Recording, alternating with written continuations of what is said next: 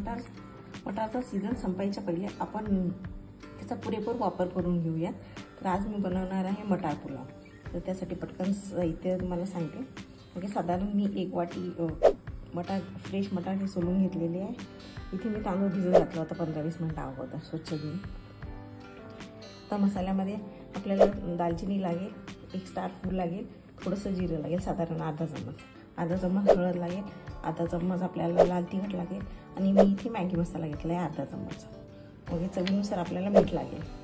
त्या जोडीला मी थोड्याशा व्हेजिटेबलही घेतलेले आहे। ओके, तर इथे मी 5-7 लसणाच्या पाकळ्या घेतलेल्या आहे, असा मोठा टोमॅटो चिरून घेतलेला आहे। ओके, आणि या पद्धतीने मी लांबसर कांदा चिरून घेतलेला आहे आणि या 2 सुक्या मिरच्या। चला तर कृतीला सुरुवात करूया। ओके, कुकरमध्ये मी ऑलरेडी थोडंसं तेल टाकून घेतलेले साधारण 1 चम्मच। ओके, यामध्ये आता हे सुकी मसाले टाकून घेतले। त्यामध्ये जिरं, स्टार फूल आणि दालचिनी। याच्या जोडीलाच मी या 2 लाल मिरच्या घालून घेतली।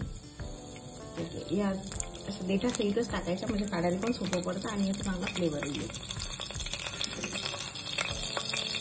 आता यामध्ये मी या 5-7 लसणाच्या पाकळ्या टाकून घेतली।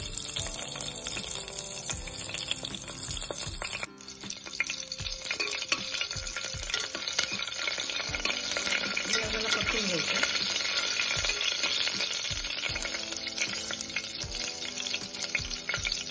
जिरं चांगलं तडतडायला लागलं की त्यामध्ये हा उभा चिरलेला कांदा घालून घ्यायचा। एकदम झटपट होणारी रेसिपी आहे। तुम्ही याच्याबरोबर कढी बरोबर खाऊ शकता, भाजी लागते। हा तो कांदा जरा लालसर परतून घ्यायचा।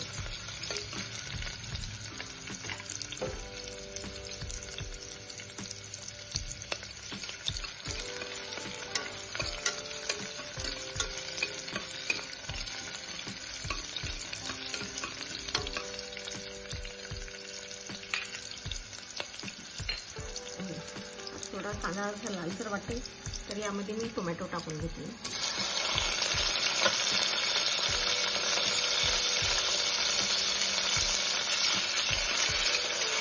टोमॅटोला चांगलं परतून घेऊया आणि टोमॅटो टाकल्यानंतर लगेच यामध्ये मीठ टाकून घ्यायचं, म्हणजे कसं टोमॅटो छान शिजतो आणि कांदा सुद्धा छान शिजतो।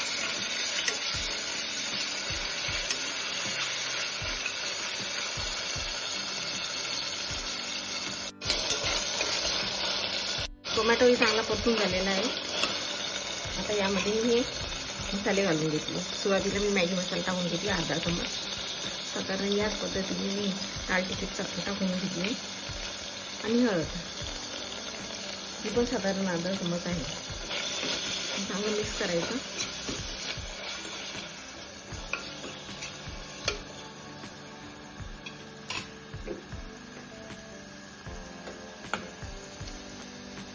यामध्ये आता हा फ्रेश मटार टाकून घ्यायचा।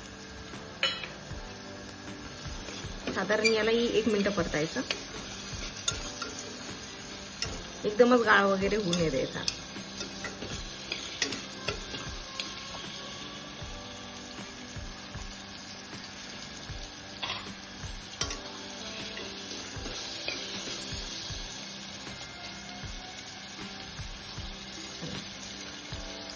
मटारनी बऱ्यापैकी परतून झालेले आहे। तर यामध्ये मी आता हा भिजवलेला तांदूळ घालून घेतला।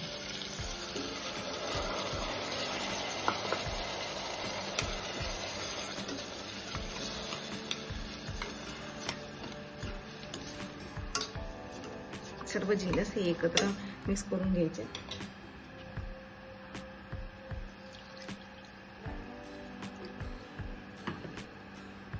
आणि त्याच अंदाजाने साधारण 1 वाटी पाणी टाकून घेतले।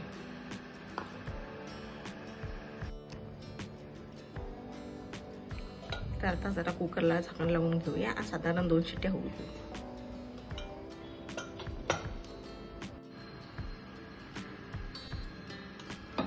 हा मस्तच।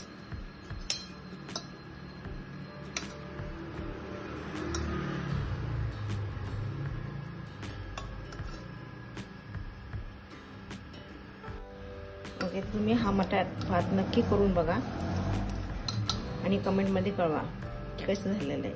Thank you so much.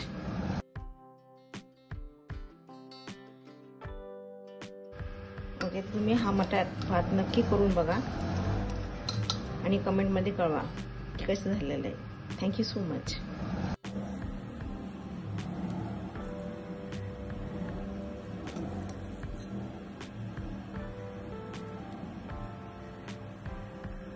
चौकडून झालेलं आहे, तुम्ही बघू शकता. दाण्याचे शीत पण वेगवेगळे आहे. चला, राईस चौकडून झालेला आहे. नक्की बनवा आणि मला कमेंटमध्ये कळवा. थँक्यू.